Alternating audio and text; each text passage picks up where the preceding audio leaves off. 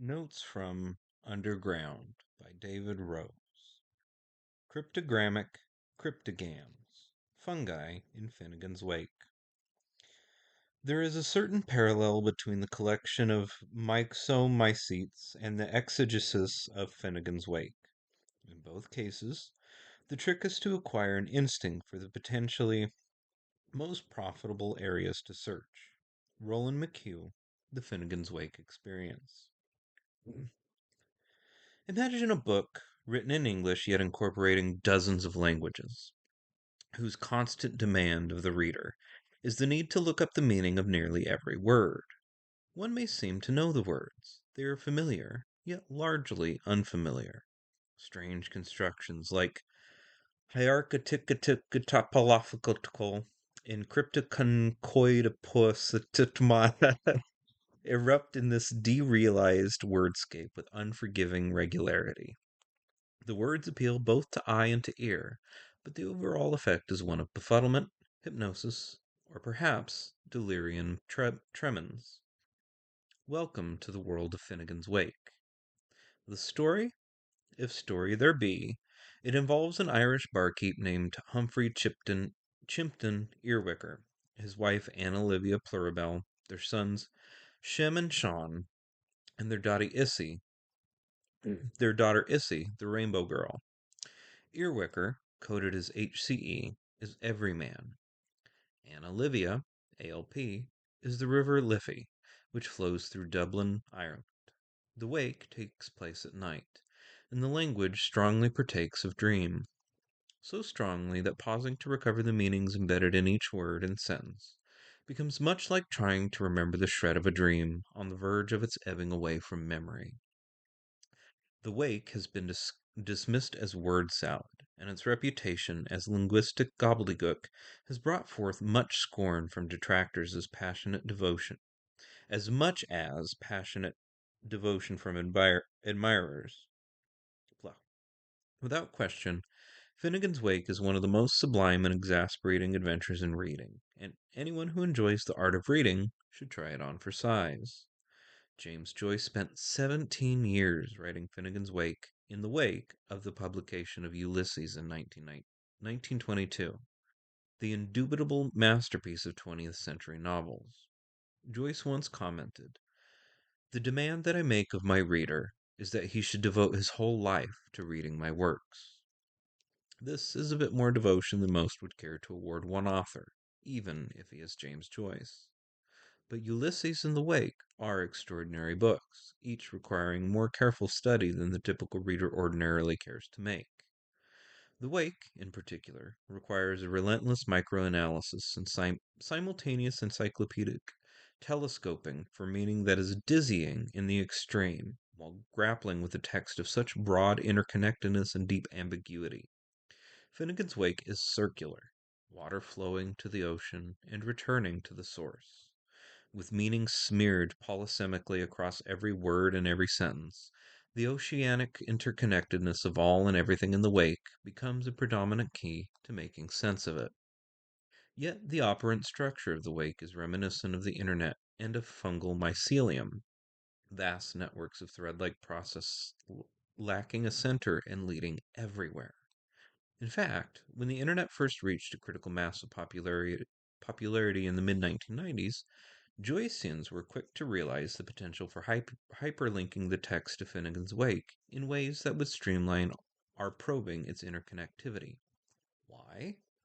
Because Finnegan's Wake was already hyperlinked. Rhizomatic Joyce had anticipated hypertext by 7 decades.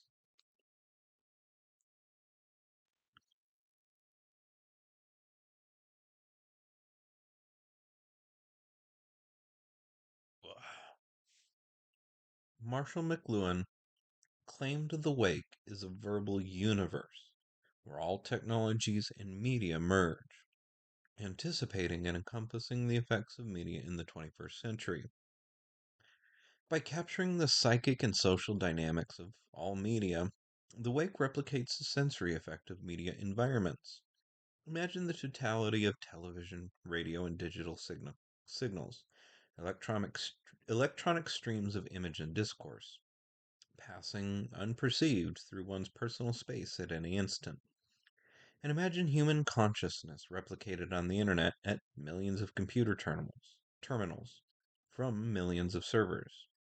The Wake's verbo-voca-visual environment approximates the effect of capturing these streams at one stroke and fixing them in a language that is recombinant like DNA, where words are encoded with semantic flux of all the echoing multi-transmissions, as well as all the static discontinuities and glitches at every moment in and through time, all while seeming to tell a regular story. Some have wondered whether a story gets told at all and protests the tenditious belief that Finnegan's Wake has virtually anticipated digital media. Like an exponential expansion of Wikipedia rerouted through vaudeville via string theory, understood from the perspective of the Egyptian Book of the Dead. Exploring this masterwork is rather like calculating the square root of God. Finnegan's Wake has been called Joyce's Summa Semiotica. The Wake is the terminal book. Joyce's inoculation with the mycological spore may at first seem subclinical. Yet, since the Wake encompasses all and everything, including a coded reference to your name, yes, you, the reader, it is tantalizing to mull over the fungal references therein, to ask if Joyce was really up to something, mycologically speaking. One writer has insisted that the Wake is nothing more or less than a treatise on fly fishing, to everyone his own hobby horse. Murray Gell-Mann pinched the word quark from the Wake and revolutionized particle physics with it, and John Cage recirculated the Wake through his own quirky mesostics in writing through Finnegan's Wake and several aleatory compositions. Cage's Roriatario, for example, might serve as the audiobook of Finnegan's Wake, and his mushroom book begins straight off by juxtaposing a recipe for Polyporus frondosus with the voices of Joyce's 10 thunderclaps, a reference to the 10 thunder words of Finnegan's Wake that intimates a folkloristic theory of the origin of fungi. Thunder causes the fruiting of mushrooms. Found in Robert Gordon Wasson. So, too, the enterprising parallel mycologist will find here an autonomous event system where toadstools and holocryptogams are emergent signposts to the evolutionary history of the Fifth Kingdom. One may study evidence of mushrooms in the woods, in the archives, on Mushroom Observer, in the Boston Museum of Fine Arts. Why not in the Wake? Admittedly, this may first seem like reading Alexander Smith's Mushrooms in Their Natural Habitat to tease out all the Joyce references. Less a foray into the highbrow canon of yesterday than an exercise into cryptotaxonomy, our devotions may bring us to either the holy grail of mycology or a simulacrum of smoted maitake. And as we drift toward the foggy bottom of the Wake's turbid river senses, we might witness the sexual conjugation of Aclea or overhear the busy buzz track of antediluvian myxomacetes streaming oozefully in the bituminous muck in the depths of the Cambrian fen. In Ulysses, Joyce contextualized the display of commercial mushrooms with his characteristic historical accuracy. Punnets of mushrooms in the Dublin Corporation fruit, vegetable, and fish market are flanked by flaskets of cauliflowers, floats of spinach, pomelated apples, and chips of strawberries. Punnets are baskets for collecting berries and fruit. Kirwan's mushroom houses, in the Lestrogonians episode were low-cost housing units, shaped like mushrooms, presumably, erected for the Dublin artisans' dwellings located near Phoenix Park, which still holds claim to being the largest urban park in Europe. Phoenix Park was once a royal deer park. To Joyce, it was a large fungo park, where a shrine of Mount Mu marked the spot at which Tumpty Tum toes of the giant Finnegan protruded like Tychogaster from the roots of a tum-tum tree. The telltale fungi of Finnegan's Wake indeed crop up at the very beginning of the book, and they are, significantly, related to fermentation and decay. Brought a peck of Pa's malt. Rotting and fermentation, two economically important processes associated with fungi, appear together in this, the third sentence of the wake. Serpula lacrymans, or dry rot, also known as the house fungus, destroys timber and wooden structures even in the absence of water. Another, Coniophora putiana, wet rot, spreads like a sheet over moist wood.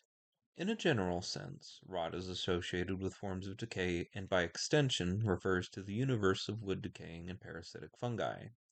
Joyce returns to this introductory theme a few lines later. Oranges have been laid to rust upon the green. A reference to plant diseases caused by parasitic fungi of the order Uridallinae, rusts that destroy cereal grasses, conifers, and ferns.